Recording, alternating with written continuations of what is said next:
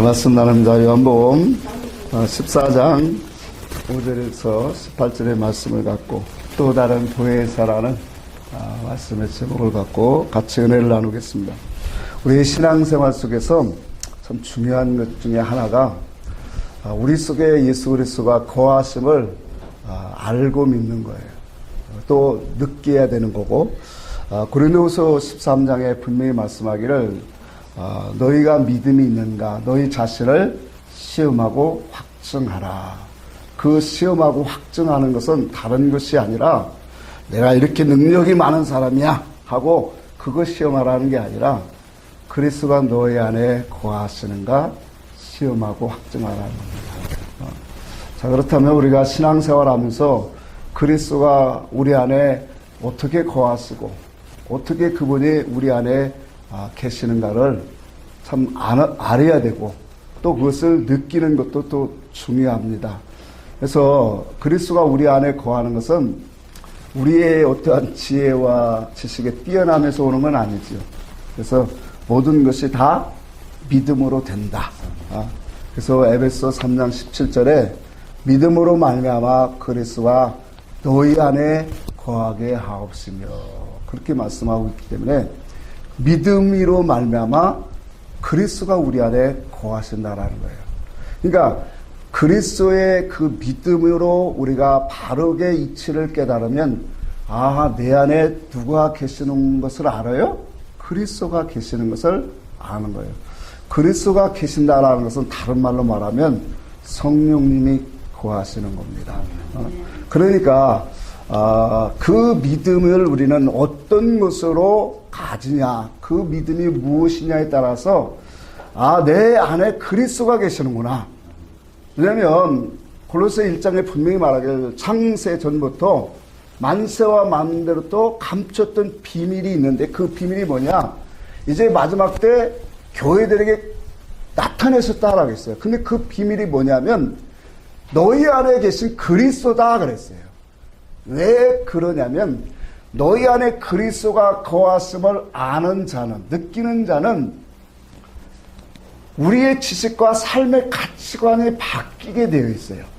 그러니까 그것을 느끼지 못하고 알지 못하는 사람은 옛사람의 지식을 갖고 세상 사람들과 똑같은 사고방식을 갖고 살아가요. 그러니까 어떻게 하면 잘 먹고 잘 살까? 이 목적으로 살아간다는 거예요. 근데 그리스도가 내 안에 거하시는 것을 안다라는 것은 결과적으로 뭐예요? 하나님의 부르신 뜻과 목적을 아는 사람이다 말이에요. 그럼 그 아는 것이 뭐예요? 우리가 세상에서도 아는 것이 뭐다? 힘이다. 그렇게 했죠. 마찬가지로 신앙에도 아는 것이, 믿는 자들에게 아는 것이 오는 것은 힘이고 능력인 거예요. 그 말인즉 우리가 그 아는 지식에서 뭐예요? 모든 생각이 나오고 판단이 나오고 모든 가치관이 나온다라는 거예요. 그러다 보니까 뭐예요? 우리의 삶이 어떤 중심이 되면 하나님 중심. 이제는 세상에 살고 있지만 천국 중심, 하나님 중심적인 신앙생활을 할 수밖에 없다. 그래서 그리스도가 우리 안에 거하시는 것을 알고 느끼는 것은 대단히 중요하다. 그래서 그 믿음은 바로 우리가 잘 알고 있는 것처럼 믿음은 들음에서 나고 들음은 그리스도의 말씀으로 말미암았느니라. 그러니까 그리스도의 말씀은 곧 기름 부으신 말씀인데 주님이 부활하신 성령으로 우리에게 주시는 말씀이다. 그래서 그 말씀만이 우리 인생을 살리는 영이시다. 살리신다. 그러니까 그 말씀만이 우리의 영혼을 살려요. 그 영혼은 그 주님이 부활하신 말씀, 그 말씀이 진리라고 하는데 우리는 그 진리의 말씀을 우리가 먹고 마실 때 우리의 영혼이 살리심을 받고 또 하나님이 살리십니다. 자, 그 사람이 바로 하나님 앞에 서게 된다라는 거예요. 그래서 그 살리시는 말씀은 다른 것이 아니에요. 주의 음성이에요. 살리는 것은 영이니 내가 너에게 말하는 뭐라고요? 살리는 것은 영이니 내가 너에게 이르는 말이 영이요 생명이니라. 그렇죠. 살리는 것은 영이단 말이에요. 육은 무익하다. 그러면서 주님 말하면 그 살리는 것이 뭐냐면 내가 이르는 말, 그 영과 진리 되시는 그 말씀을 우리가 듣는 것이 살리십니다. 요한복음 5장에도 분명히 말했죠. 아들의 음성을 듣는 자들은 뭐하리라? 그렇죠. 살아나리라. 일어난다 말이요. 그 일어난다라는 것은 뭐예요? 세상의 사고방식, 죽었던 이런 이 옛사람으로 살아갔던 모든 것에서 우리를 다시 하늘의 차원으로, 영원한 지식으로, 하나님의 지혜 지식의 차원으로 일으키신다. 이 신앙을 우리는 하늘로 올라간다. 그런 의미로 성경 우리에게 말씀하고 있다는 거예요. 자, 그런데 이와 같이 성경은 하나님을 우리에게 보여주시는 말씀들로 다 빽빽하게 기록하고 있는 거예요. 그럼 그 하나님을 알면은 결과적으로 하나님의 그 뜻과 의사와 목적을 우리가 또 알게 되죠. 자, 예수님이 제자들과 3년을 넘게 다녔는데도 예수님이 아직 보내지 않은 그 성령을 받지 못했기 때문에 예수님의 말씀을 영으로 먹지 못해요. 진리로 먹지 못한단 말이에요. 자, 그러다 보니까 주님이 이제 나중에 성령이 오시면 이루어질 말씀들을 그때 할 때 빌립이 그렇게 오늘 분문을 해요. 나를 안 자는 아버지를 알았고 또 나를 본 자는 아버지를 보았느니라. 자, 그러니까 뭐라고 해요? 빌립이 말하기를 아버지를 뭐 해둘라고요? 보여주세요. 아버지를 보여주려고 해요. 그러니까 주님의 대답이 참 답답하셨나 봐요. 내가 이렇게 오래 너희와 함께 있었을 때 너희가 아버지를 보이라고 하느냐? 나를 본 자는 아버지를 보았느니라. 자, 이 말씀이요, 성령으로 진리로 우리가 들어가지 못하면 전혀 이해할 수 없는 얘기예요. 그러니까 성령이 오셔서 우리에게 깨닫게 하실 때, 아, 예수 안에 아버지와 함께 하셨고, 아버지가 함께 있었고, 또 아버지 안에 아들이 있었구나.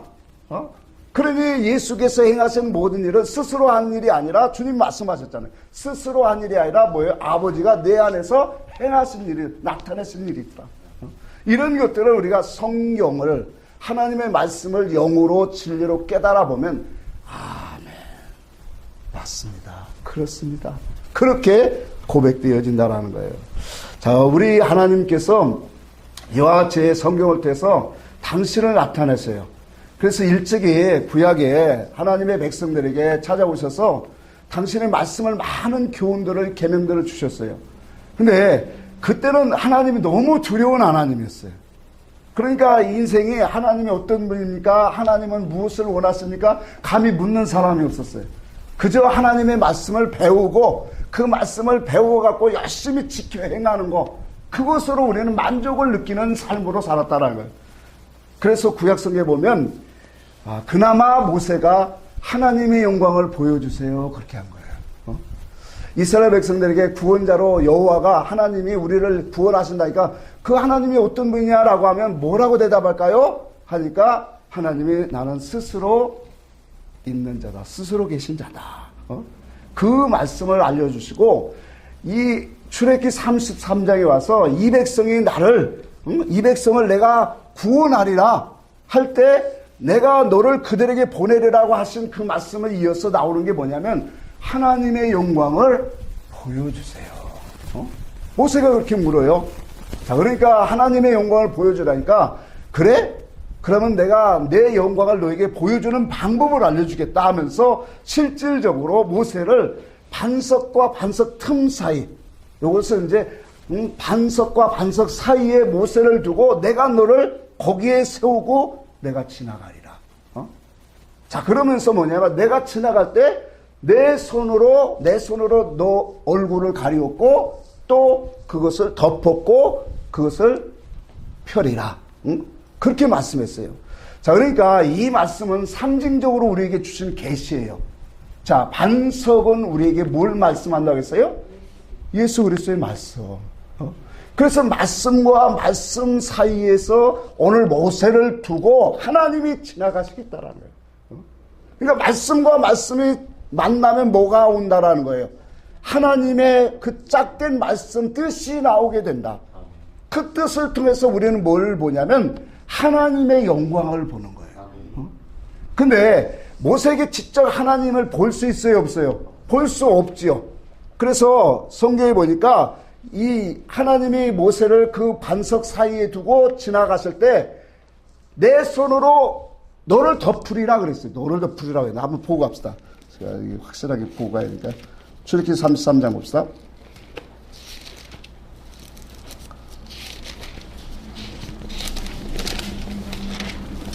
33장. 자, 22절부터 봅니다. 내 영광이 지나갈 때 내가 너를 반석 틈에 두고 내가 지나가도록 내 손으로 너를 덮었다가 손을 거두리니 내가 내 등을 볼 것이요 얼굴은 보지 못하리라. 자, 그러니까 하나님이 지나가실 때 그 반석과 반석 사이에 이 모세를 세우고 하나님이 지나가시는데 하나님의 손이 뭘 가린다고 했어요? 여기 보니까 너를 덮으리라 그랬죠. 근데 그 덮을 때 무엇을 알게 되냐면 하나님의 형상, 하나님의 뜻을 우리는 보게 된다. 느끼게 되어진다. 자, 근데 이 말씀을 가지고 뭐라고 하냐면 그럴지라도 너는 내 등을 보았지 무엇을 보지 못했다 그랬어요? 얼굴을 보지 못했다 그랬어요. 자, 그런데 신약에 예수님이 오셔서는 이제 분명히 달라요. 요한복음 우리 1장을 한번 봅시다. 요한복음 1장을 보고 갑시다. 요한복음 1장 18절 한번 봅니다.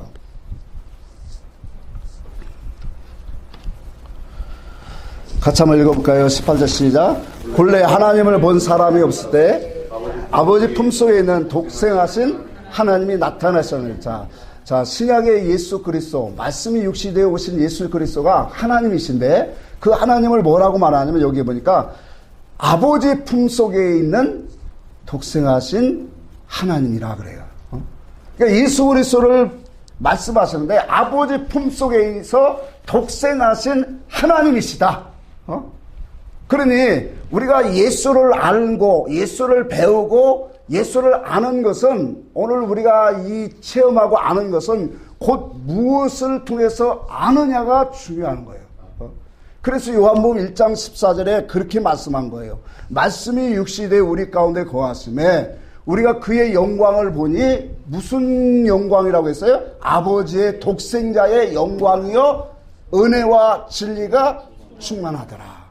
자, 그러니까 예수 그리스도가 증거하시고 그가 행하신 은혜를 우리가 알고 진리를 아는 것은 아버지 품속에서 나타나신 그 독생자의 영광이 우리 안에 뭐하게 하시겠다라는 거예요? 나타나게 하시고 넘치게 하시겠다라는 거예요. 자, 그러니까 우리가 하나님을 아는 것은 다시 돌아와서 믿음으로 되는 거고 말씀을 우리가 바른 진리로 먹을 때 하나님을 알게 된다. 그러니까 하나님을 아는 사람은 그 속에 은혜가 있고 진리가 있어. 그래서 아버지의 영광이 그 독생자를 통해서 나타나신 그 영광을 보게 되어질 때 우리는 넘치는 은혜가 오게 되어진다는 거예요. 자, 우리가 중요한 것은 예수께서 이 땅에 오셔서 우리가 십자가에 죽으시고 부활하심으로 말미암아 이제 성령이 우리 안에 오시는 길을 열었다라는 거예요. 그래서 누구든지 예수 그리스도를 우리가 듣고 복음을 듣고 그를 믿으면 이제 회개한 영혼들에게 성령이 찾아오셔요. 이것은 분명한 하나님의 언약이세요. 시대를 떠나 연륜을 떠나서 정말로 누구든지 예수 그리스도를 믿고 영접하고 그의 말씀 앞에서 그의 그 십자가 앞에서 회개하는 영혼들 하나님이 성령을 주시겠다고 약속하셨어요. 자, 중요한 것은 하나님은 다시 한번 설명하면 하나님은 영이세요. 말씀으로 거하시던 분이에요. 자, 그런데 그 하나님이 육신을 입고 오셨어요. 그분이 바로 예수 그리스도예요. 근데 그 예수 그리스도 안에는 아버지의 그 영광이 담겨져 있단 말이에요. 그래서 그분이 증거하시고 활동하시는 모든 역사 속에는 하나님의 진리, 하나님의 뜻이 다 담겨져 있다. 그 뜻을 우리가 바로 먹게 되어지면 하나님의 영광이 넘치게 되어진다라는 거예요. 자, 그래서 우리가 예수님이 이 행하신 모든 말씀의 역사를 보면 하나도 자기 스스로 한 것이 없다라고 했어요. 아버지께서 하셨다라고 하고 또 이것을 우리가 다르게 말하면 예수님의 모든 사역은 성령으로 하셨다. 오실 때도 성령으로 오셨고 또 세례 받으실 때도 성령이 이 세례 받게 하셨고 또 마귀에게 광야에서 시험을 받고 이기게 하신 것도 성령으로 하셨어요. 예수님이 십자가에 죽으신 것도 성령으로 이끌려 가셨고, 부활하신 것도 성령으로 살게 하셨어요. 하나님이 능력으로 살게 하셨어요. 그러니까 모든 사역은 다 성령의 의지에서 했어요. 자, 그러면서 사역 말기에 와서 이제 이 요한복음 14장 이후에 다 사역 말기잖아요. 사역 후기에 와서 예수님의 말씀의 중심이 어디로 가는가요? 한 가지는 십자가였고, 그 나머지 한 가지는 뭐냐면 뭘까요? 성령에 대한 얘기예요. 그러니까 성령이 오시면 성령을 보내리라, 또 성령을 받으라. 오늘 보니까 또 다른 보혜사를 너에게 보내리라. 주리라. 그러니까 주님의 사역 말기에는 십자가로 향하는 그 길과 하나는 성령에 대한 얘기를 계속적으로 하시는 거예요. 그 성령이 오셔서 이제 내가 증거하고 가르쳤던 모든 역사, 기사와 이적으로 행했던 모든 교훈까지도 밝히 드러나리라. 그래서 우리가 잘 아는 말씀처럼 성령이 오시면 그가 하신 말씀을 기억나게 하시고 또 생각나게 하시고 가르치시리라. 그 성령이 우리를 진리 가운데로 인도하신다. 그렇게 분명히 말씀하고 있다는 거예요. 그래서 우리가 성령이 오시면 많은 역사들이 사역들이 있지만 오늘 본문을 중심으로 두 가지를 우리는 좀 깨달아야 돼요. 성령이 오셔서 우리에게 증가하시는 게 뭔가. 첫 번째는 아버지와 아들의 관계를 확실히 심어준다는 거예요. 알게 하신다는 거예요. 그러니까 성령이 오시면 그 아들이 어떤 분이고 그 아버지의 뜻이 뭔가, 그분이 하나라는 것을, 그 관계성을 너무나도 바로 알게 하신다는 거예요. 그러면서 우리는 예수 그리스도를, 그의 말씀을 아까도 말했죠, 생각나게 하고 기억나게 하시고 우리에게 가르치시는 그 역사가 오늘 통해서 예수를 알게 된다는 거예요. 오늘 7절에 분명히 말했어요. 나를 안 자는 아버지를 알았고 나를 본 자는 아버지를 뭐 했다? 보았느니라. 그러니까 아버지와 아들은 하나다. 이 관계 속에서 하나님을 알고 예수 그리스도를 분명히 알게 하시는 분이 뭐냐? 이제 증거의 영이신 성령이 오시면 이 일을 하리라.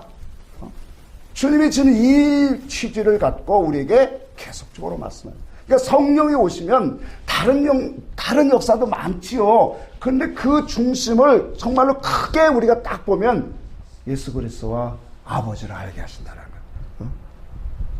그 안다라는 그 속에는 그분이 행하시는 일과 뜻과 목적, 의사성을 우리는 조금씩 더 풍성하게 자라가도록 알게 하신다는 거예요.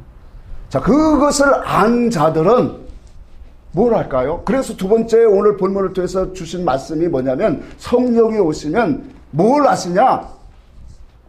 그와 함께 일하게 하신다.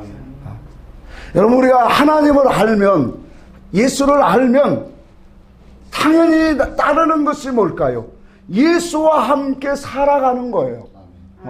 예수의 뜻으로 바뀌어가는 거예요. 아까도 조금 전에도 말했지만 세상 옛사람으로 이방인과 같이 살았던 우리의 모습, 교회는 나와서도 계속적으로 기도는 해도 그 소원 목적에서 살았던 우리들을 이제 아버지를 바로 알아요. 예수 그리스도가 어떤 뜻을 갖고 목적을 갖고 이 땅에 오셔서 행하셨는가를 바로 알게 되면 당연히 나오는 게 뭐냐? 그분의 뜻으로 우리가 같이 가지는 생활이라는 거예요. 이것이 바로 뭐냐면 오늘 본문에 다시 한번 돌아갑시다. 자, 12절 봅시다. 12절 같이 읽습니다. 내가 진실로 너에게 이르노니 나를 믿는 자는 내가 하는 일을 그도 할 것이요 또한 그보다 큰 일도 하리니 이는 내가 아버지께로 갑니다. 자, 여기서 먼저 볼 때 나를 믿는 자는 내가 하는 일을 뭐 한다? 그도 할 것이다. 맞아요. 그러니까 우리가 예수를 알고 아버지를 알면 어떤 일을, 물론 세상에서 우리의 직업과 모든 것 다 있지요. 이 일을 그걸 빼놓고 안 한다라는 게 아니에요. 그런데 우리의 중심, 이 말은 우리의 삶의 목적, 그 중심이 뭐냐면 이제는 예수 그리스도 그 안에서 올려기는 것처럼 나도 그의 일을 하게 된다라는 거예요. 그의 일은 뭐예요? 하나님의 나라의 일이에요. 영생의 일이에요. 하늘나라에 정말로 확장하는 일이에요. 그러니까 이러한 그리스도를 닮아가는 일이다 말이에요. 그리스도의 형상을 입어가는 그 일을 우리도 하게 되어진다라는 거예요. 요한복음 6장에 우리에게 57절에 이런 말씀을 했어요. 내가 아버지를 인하여 산 것 같이 나를 먹고 마시는 자는 그도 무엇으로 인하여 살리라? 나를 인하여, 예수 그리스도를 인하여 살리라. 저와 여러분들은 예수 그리스도로 인하여 사는 사람이에요. 그래서 내가 살아도 주를 위하여 살고 죽어도 무엇을 위하여? 아, 미친 사람들이야. 그래요. 우리는 예수의 말씀을 알고 예수를 바로 알면 이렇게 가지는 게 정한, 그게 합당한 거다. 자, 중요한 것은 이와 같은 신앙으로 우리가 가지면 하나님은 우리와 떼어내야 떼어낼 수 없는 관계성으로 가진다라는 거예요. 그래서 우리가 왜 주님이 또 다른 보혜사라고 했는가를 우리는 좀 알아야 돼요. 왜냐하면 율법 아래에서도 우리는 성령의 역사를 감동을 받고 또 한 번 비침을 받는 것처럼 그 빛의 비침을 받을 때가 많습니다. 근데 진리의 영이 오시는 것은 또 다른 역사예요. 그걸 좀 이따 다시 해볼게요. 그래서 우리가 하나님을 알고 하나님을 우리가 아버지를 바로 알면 그분의 하시는 일에 우리도 동참하여 같이 가는 사람이 된다. 그로 인하여 살아간다. 그러니까 세상 일을 하든 뭐를 하든지 우리는 이제는 목적이 뭐냐? 하나님의 형상, 그리스도를 닮아가는 일, 그것을 우리는 증거하는 일, 그 목적으로 우리의 삶이 모든 것이 펼쳐지게 된다. 자, 이렇게 되어지면 우리가 구하고 찾는 것도 다 어떤 의미에서 찾을까요? 하나님의 뜻 안에서, 하나님의 옳은 뜻 안에서. 그래서 주의 살과 피를 합당하게 먹고 마시는 자는 올바른 것을 이제는 하나님의 뜻 안에서 구하게 되어진다. 그래서 오늘 12절에 첫 번째는 내가 하는 그 일을 그도 알 것이요 라고 하고 또한 그보다 뭐라고 했어요? 큰 일도 하리니 이는 내가 아버지께로 가리라. 자, 많은 사람들이 오해하는 말이 내가 나보다 큰 일을 하리라 하는 그 말씀에 오해를 많이 하고 있다는 거예요. 자, 예수님이 하신 일의 성질을 한번 봅시다. 예수님이 어떤 일을 행하셨는가를 이것이 아는 것이 너무나도 중요하다는 거예요. 예수님이 어떤 일을 하셨어요? 예? 예수님이 어떤 일을 했을까요? 땅의 일을 하셨어요? 하늘의 일을 했죠. 불쌍하고 어려운 사람을 도와주는 그러한 차원의 땅의 일에 속한 일이 아니에요. 그 모든 것까지도 하늘의 차원으로 구원을 이루는 그 일을 하셨고 생명의 일을 하셨어요. 자, 그러니까 예수님이 행하신 그 일들이 어떤 성질이냐면 땅에 속한 성질이 아니에요. 하늘에 속한 것이고 영성에 속한 것임을 우리는 알아야 돼요. 그러니까 마귀는, 반대로 말하면 마귀는, 여러분 보세요. 마귀는 보이고 나타나는 기사와 이적과 그런 능력을 행할 수는 있으나, 나타내 보일 수는 있으나 마귀가 할 수 없는 일이 있어요. 그 일이 뭐냐면 예수 그리스도가 하시는 거예요. 예수 그리스도도 수없는 더 전능자시기 때문에 많은 기사와 이적을 표하지만 그것이 큰일이 아니다라는 얘기예요. 왜 그러냐면 기사와 이적이 큰 일로 우리가 오해를 해버리면 이것이 바로 뭐냐면 흑암의 권세 악한 자들도 이와 같은 일들은 행한단 말이에요. 욥을 시험할 때 사단이 와서 시험을 하죠. 근데 뭐만 빼놓고는 다 허락하셨어요? 예? 목숨만 빼놓고는 다 허락하셨어요. 심지어 하늘에서 불을 끌어내린다고 했어요. 계시록 13장에. 그러니까 수없는 거짓 기사와 이적 표적으로 할 수만 있으면 믿는 자들을 미혹해 하리라. 이게 마태복음 24장 24절에 말씀. 그러니까 기사와 이적, 마귀도 사단도 기사와 이적과 많은 것들의 표적으로 보여지고 나타내 볼 수 있어요. 그런데 마귀가 할 수 없는 것이 뭐냐면 하나님의 의와 뜻을 드러내는 거예요. 진리를 드러내는 거예요. 더 나아가서 뭐예요? 살리는 일을 못해요. 그래서 마귀는 처음부터 거짓말장이요 살인한 자라 그랬어요. 거짓의 아비라 그랬어요. 이와 같이 이 세상의 기사와 표적으로는 그 행할 수 없는 일, 그것이 바로 뭐냐면 하나님의 나라에 살리는 일이다. 하나님의 나라를 보고 그 하나님의 의를 드러내고 참된 진리를 밝히 보는 그 일들이 바로 뭐냐면 큰 일입니다. 하늘에 속한 일입니다. 그 일을 뭐예요? 하겠다라는 거예요. 예수님은 이 땅에 씨를 뿌리고 가셨어요. 말씀에 씨를 뿌리고 갔지만 그 말씀을 증거하시는 분은 누구시냐면 성령님이셔요. 그래서 예수님의 제자들과 특히 사도 바울은 하나님의 나라의 큰 일들을 너무나도 많이 하고 간 사람들이에요. 왜? 그 제자들은 그 들은 말씀이 성령이 오셔서 밝히 깨달아지고 증거하기 때문에 그래요. 자, 그렇기 때문에 오늘날 우리들도 성령 아래서 주의 말씀을 깨달아 먹는 자들은 하나님 나라의 큰 날에 참여하는 자들입니까? 그런 거예요. 하나님의 나라의 큰 일, 큰 일에 오늘 우리는 많이 참여하는 자가 복 있는 사람이에요. 그래서 오늘 본문에 우리가 다시 한번 볼 것은, 그런데 왜 또 다른 보혜사라고 했을까? 왜 또 다른 보혜사라고 했을까? 이거 깨닫고 한번 가야 됩니다. 아까도 말했지만 주님께서 십자가에 죽으시고 부활하셨어요.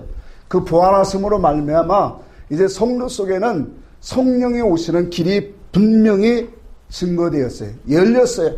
그럼 이제 그 성령이 오시는데 어떤 분으로 오시냐면 왕권 권세를 갖고 오신다고 마태복음에 우리에게 사복음서를 통해서 분명히 보여주세요. 왕권 권세를 가지고 오시고 하늘의 지혜와 지식을 가지고 우리 안에 오셔요. 자, 그러니까 그분의 오심의 모습을 보면 사도행전 한번 2장을 보고 갈까요? 사도행전 2장을 봅시다.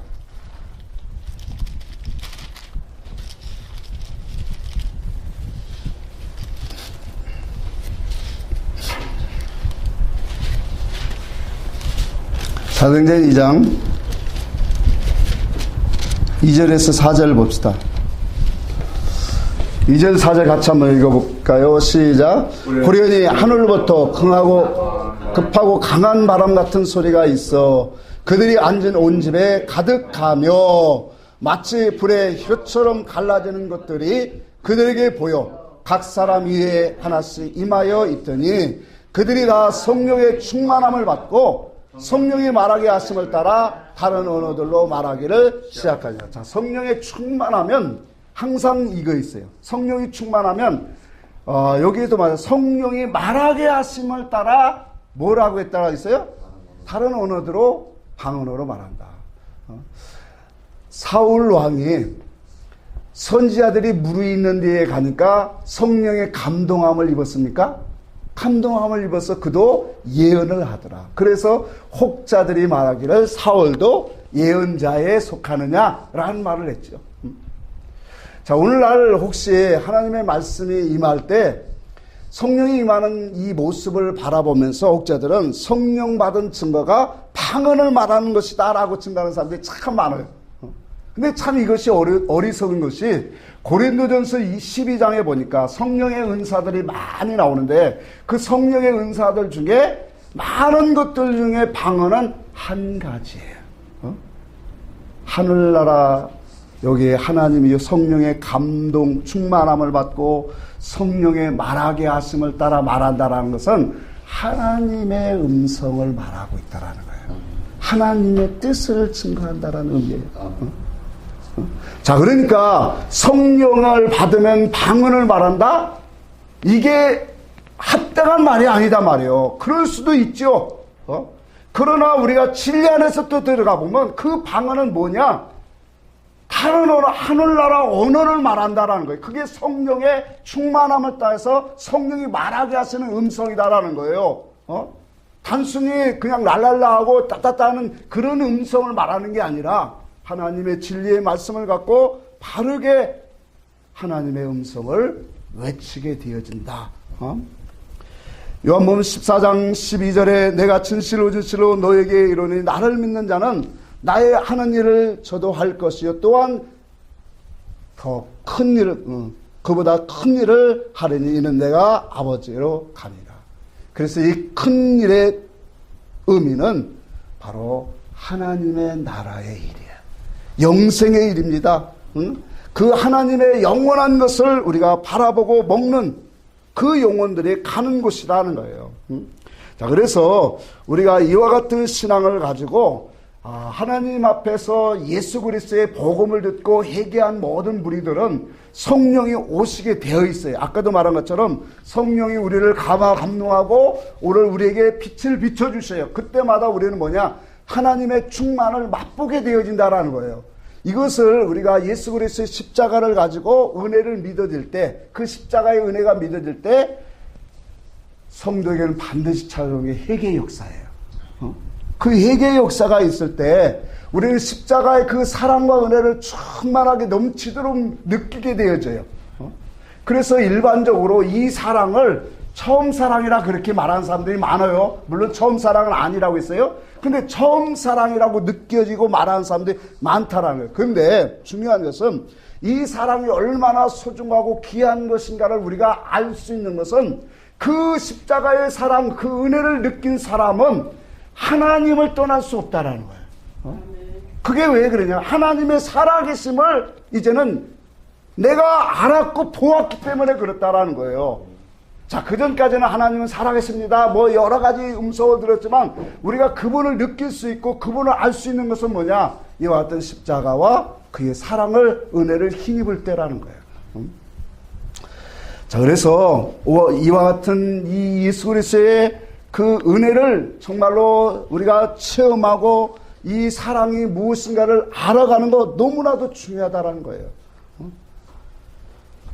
그래서 우리가 주의 말씀을 잘 먹고 오늘 살아가야 돼요. 근데 여러분 한번 보세요. 문제는 이와 같은 십자가의 사랑이 계속 지속되어지느냐는 거예요. 그렇지 않다라는 거예요. 그러니까 십자가의 사랑을 느끼지만 그것이 좀 길은 사람은 몇 달을 가겠죠. 또 몇 개월을 갈 수도 있고. 그런데 결과적으로 뭐예요? 시간이 지나고 세월이 지나면 그 사랑이 뭐예요? 약해지고 또 약해지다 보면 우리의 심령이 뭐예요? 자꾸 약해지다 보면 어둠에 갇히게 되고 세상 근심 염려가 쌓이게 되어지고 그러다 보면 하나님의 은혜가 다 떨어지는 그런 상태로 더 돌아가는 것이 우리가 반복했던 옛날의 신앙관이었어요. 자, 성경은 분명히 고린도서 4장에 그랬어요. 우리의 육체는 후패하나 우리의 속은 뭐 하겠다? 날로 새롭도다 그렇게 말씀했는데 왜 날로 새로워지는 것이 아니라 왜 이렇게 가면 갈수록 은혜는 떨어지고 이렇게 되어질까? 자, 이것이 답이 어디 있을까요? 우리의 거듭난 영은 진리의 말씀을 먹어야 돼요. 영생의 말씀을 먹어야 돼요. 그러니까 우리의 영을 살리심을 받은 그 영은 하나님이 어떤 분이고 하나님의 행하시는 분이고 하나님의 의와 하나님의 진리의 참된 뜻을 우리가 이제 바로 먹어야 그게 양식이 되고 힘이 된다라는 거예요. 우리가 육의 양식을 먹어야 힘이 있는 것처럼 내 영이 진리의 말씀, 영생의 말씀, 생명의 말씀을 먹어야만 뭐예요? 자라게 되고 그 속에서 힘을 얻는다. 영적 삶이 된다. 자, 그러다 보니까 주의 살과 피를 우리가 잘 먹고 마셨더라면 어떻게 될까요? 그 안에 생명이 있고 우리 안에 생명이 있고 그 영생이 있고 또 예수 그리스도가 말씀하는 것처럼 나를 먹고 마신 자는 나로 인하여 살게 되리라. 이 단계로 점점 그리스도의 그 장성한 분량으로 충만한 데까지 자꾸 자라가겠죠. 자, 그런데 왜 십자가의 사랑을 느끼고 은혜를 맛본 사람이 조금 지나면 풀 죽은 풀과 같이 다 시들어버리냐? 세상으로, 염려로, 이런 것들로 이제는 힘을 발휘하지 못하는 믿음에 참된 그 용사가 되지 못하는 이유가 바로 여기 있다라는 거예요. 거듭난 영은 거듭난 말씀을 먹어야 된다. 생명의 말씀을 먹어야 된다. 근데 그 생명의 말씀을 먹지 못하니까 약해지는 거예요. 고기 한번 먹었다고 며칠간 밥 안 먹으면 어떻게 될까요? 고기 먹으면 더 배고픔을 쉽게 와요. 좀 이따 지나면. 그러니까 영적인 위치도 그렇다라는 거예요. 우리의 영이 거듭났으면 거기에서 하나님을 알게 하고 예수를 보여주는 그런 말씀으로 점점 먹여주고 가르치면 그 속에서 하나님이 무슨 목적을 갖고 우리에게 찾아오시는구나. 그 일이 뭐냐. 그러니까 그 전에 뭐예요? 그 천도교라고 하나요? 우리나라 그 천도교 그 김혜성 씨인가요? 그 사람이 개종해갖고 목사가 됐고. 근데 목사들 하는 노릇을 가서 참여를 해보니까 맨날 싸움이 나고 이러니까 아니 이게 무슨 이게 신앙이야? 이렇게 내가 하는 거야. 아니 진리를 주고 진리를 가르쳐주고 진리가 이런 거다. 아니 진짜 세상 종교와 우리 기독교가 같습니까? 성질이? 아니 나 그런 소리 들 때마다 좀 화가 나. 다 종교는 다 쌤쌤이고 같아. 어떻게 같아? 우리는 영생의 목적인데. 영원한 진리를 갖고 추구하는데. 그러니까 겉의 말씀을 갖고 진리라고 하니까 그러니까 세상 사람 올 때는 그냥 윤리도덕적으로 행하는 바른 사람 되는 게 이게 하나님의 뜻이다 생각하니까 사랑의 사람 되는 게 그러니까 다 비슷하다. 그러니까 진리를 먹지 못하니까 영원히 뭐예요? 자라지 못해. 군대가 되지 못하잖아요. 싸울 수 있는 군대가 못 돼요. 왜? 영적으로 싸울 수 있는 군대가 되려면 양식을 잘 먹어야 되잖아요. 그러니 얼마나 시들어질 수밖에 없어요. 여러분 우리 안에 오시는 이 진리의 영은 그래서 주님이 또 다른 보혜사라고 한 거예요. 그러면서 말씀한 게 진리의 영이다. 그러니까 우리 안에 오셔서 하나님을 바로 알고 참된 진리의 말씀. 그전에도 뭐예요? 이스라엘 백성들 하나님의 선지자들이 천사를 통해서 하나님 감동 주셨잖아요. 말씀 주셨고. 우리가 율법 안에서도 얼마든지 성령의 감동. 왜? 작정 기도하고 하나님 앞에 다 부러지고 막 이렇게 하니까 그 당시에는 뭐예요? 감동함을 입지요. 근데 나가보면 그 지식과 사상이 안 됐는데 세상이잖아요. 그러니까 금방 어둠에 갇히고 세상에 종류를 받을 수밖에 없는 거예요. 그래서 우리 안에 오시는 성령님은 진리의 말씀을 통해서 오신다. 아멘. 진리의 말씀을 통해서 깨닫고 그 말씀을 우리가 참 깨달아서 이것이 정말로 하나님의 말씀입니다. 이것을 통해서 하나님의 뜻과 의를 내가 새기고 갖는 그 속에서 그분의 사상을 갖는 사람들 속에 어느 순간에 주님이 딱 들어오시는 거예요.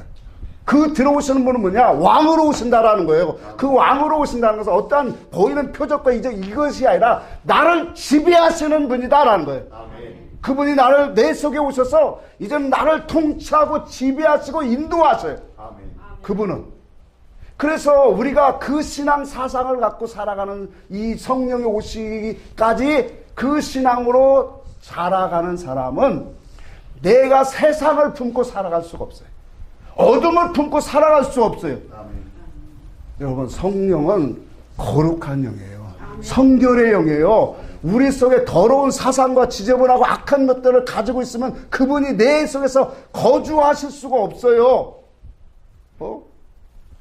그래서 말씀을 통해서 우리를 깨끗하게 씻고 회개하게 만드는 거예요. 그래서 그분의 지식과 그분의 가치관, 사상을 막 심어주시는 거예요. 그걸 갖고 내 새 언약은 너의 마음과 생각에 기록하리라. 말씀을 영으로 기록하시는 거예요. 그분의 뜻으로 말씀으로 기록하니까 그 말씀이 기록되어진 것마다 우리를 이제는 새 사람으로 만들죠. 그리스도의 사람으로 만든단 말이에요. 그러니 그만큼 그리스도의 마음과 사상이 우리 속에 배어지는 속에 주님이 이제는 성령이 진리의 영이 왕으로 우리 안에 내주하시는 거예요. 그 사람은 조금만 우리가 육신이 있어서 조금만 어둠으로 가도 금방금방 우리 속에서 타치하셔요. 왜? 왕으로 오셨기 때문에 그래요. 그래서 우리가 보혜사, 또 다른 보혜사는 진리의 영입니다. 거룩한 영이에요.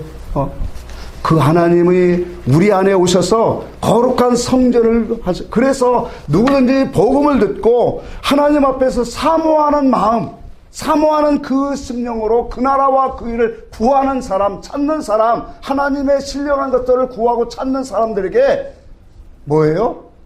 주님이 찾아오시는 영이에요. 그와 같이 찾는 사람들에게 순서가 하나 빠졌네요. 그렇게 찾고 구하고 찾는 자들에게 모퉁이 돌 내시는 그리스도의 말씀을 가진 종들을 붙여주셔서 진리를 듣게 하시고 그 진리를 통해서 결과적으로 자기 자신을 신앙의 집을 잘 지키게 하시는 거예요.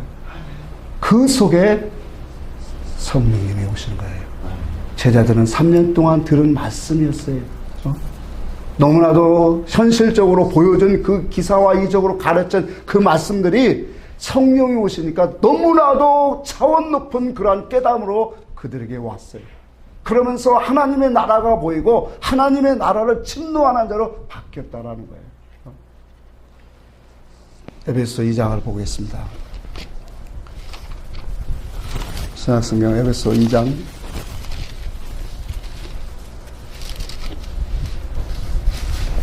20절 읽습니다.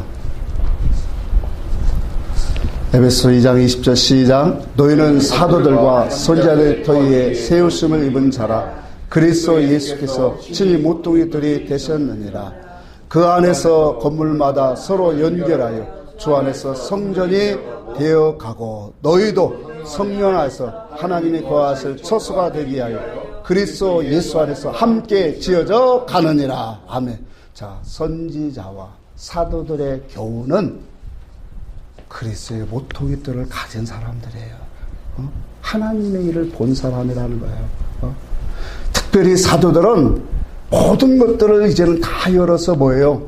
그 그리스도가 하신 모든 일들이 모퉁이돌이었구나. 하나님의 거룩한 성전 새 예루살렘을 세우는 성전돌이었구나. 그런데 알지 못하는 이 바리새인들 종교 지도자들은 뭐라고 했어요? 성경에 보니까 그들에게 하나님이 주신 건축하라고 주신 돌을 뭐 했다라고 했어요? 버렸느니라. 하나님이 주신 모퉁이돌을 다 버렸어요, 그들은. 근데 하나님의 선지자들과 사도들은 그리스도의 그 모퉁이돌이 무엇인가를 본 사람들이에요. 아멘. 그것을 교훈으로 삼고 전하는 사람이에요. 오늘도 진리의 종들이라는 것은 이 모퉁이돌, 그래서 오늘 본문 말씀에서 사실상 모퉁이돌이 너무 많이 숨겨져 있어요. 이 모퉁이돌을 가지고 우리에게 하나님은 말씀하고 있다는 거예요. 집을 세우고 있다는 거예요. 그래서 건물마다 뭐가 있어요? 연결되어져요. 말씀이 연결되어지면서 하나님의 뜻이 오고 하나님의 영광이 보여지고 그 속에서 영광을 느낄 때마다 감사와 감격을 눈물을 흘리고 그렇게 가지는 거예요. 그러면서 우리가 이 모퉁이돌이 자꾸 연결이 되어질 때마다 그 속에 이 많은 이 벽돌들이 연결되어져 집이 되는 것처럼 연결되어질 때마다 우리가 하나님의 성전이 지어져 가는 거예요. 이것을 정리해서 말한 게 이게 22절이에요. 너희가 성령 안에서 여기 보니까 하나님이 거하실 처소가 되기 위해서 누구와 함께 지어져 간다? 그리스도 예수와 함께. 그리스도 예수와 함께 기름 부으신 예수, 그분이 기름 부음으로 행하신 모든 일들을 내가 깨달음으로 뭐 하고 있더라 지금? 이제 지어져 가는 거다. 여러분들 지금 지어져 가는 거예요. 아멘. 여러분들이 지어진 만큼 그분이 내 안에서 활동하시고 일하세요. 아름다운 성전으로 지어져 가기를 바랍니다. 혹시 내가 아직도 내 안에 그리스도가 거하시는 걸 알지 못한다고 좌절할 필요가 없어요. 왜? 우리는 진리의 말씀을 듣기 때문에 그런 거예요. 우리가 실망치 말고 낙심치 말아야 할 이유가 거기에 있는 거예요. 왜? 하나님은 자기가 택한 사람, 자기의 사람들을, 자기를 사모하고 오늘 간구하는 자들은 결코 내어쫓지 아니하시고 멸시치 않기 때문에 그래요. 다시 본문으로 들어갑시다. 자, 결론을 내기 전에 이거 한번 읽고 갑시다. 본문으로 들어가서 요한복음 14장 18절 한번 봅시다. 시작. 내가 너희를 고아와 같이 버려두지 아니하고 너희에게로 오리라. 자, 고아는 왜 고아라고 했을까요? 고아는 아버지의 사랑을 잃은 사람이죠. 자, 그러니까 그 아버지의 사랑을 잃은 사람, 그 고아의 그 마음, 소원성이, 간구성이 어디에 있느냐가 고아란 말이에요. 그 고아가 어떤 사람이 고아냐? 아버지의 사랑을 그리워하는 사람이다. 아버지의 사랑을 간절히 소망하는 사람이 그게 누구냐? 고아예요. 지금 예수 그리스도를 이제 앞으로는 이제 십자가에서 잃어버릴 제자들의 모습. 또 하나님의 아버지와 아들을 바로 온전하게 알지 못한 그 사랑과 은혜와 진리를 바로 알지 못한 그 사람들이 누구예요? 고아와 같은 사람들이에요. 그런데 그 마음속에는 하나님을 추구하는 사람들. 맞습니까? 하나님을 추구하고 바라고 소망하는 사람들, 그 아직도 진리를 무엇인가를 모르고 아들이 무엇이고 아버지가 행하신 일을 모를지라도 우리가 두려워할 게 없는 것은 오늘 그 간절히 찾고 소망하는 그 사람에게는 주님이 제자들에게 다시 오신 것처럼 우리에게 오신다는 사실이에요. 아멘. 우리에게 오셔서 당신의 뜻을 이루기까지 결코 우리에게 어쩌지 아니하시고 당신의 형상으로 우리 안에서 선한 일을 이루시는 그 하나님의 역사, 저와 여러분들이 정말 누리고 오늘 보는 그 역사가 되기를 간절히 바랍니다. 아멘. 찬송하겠습니다.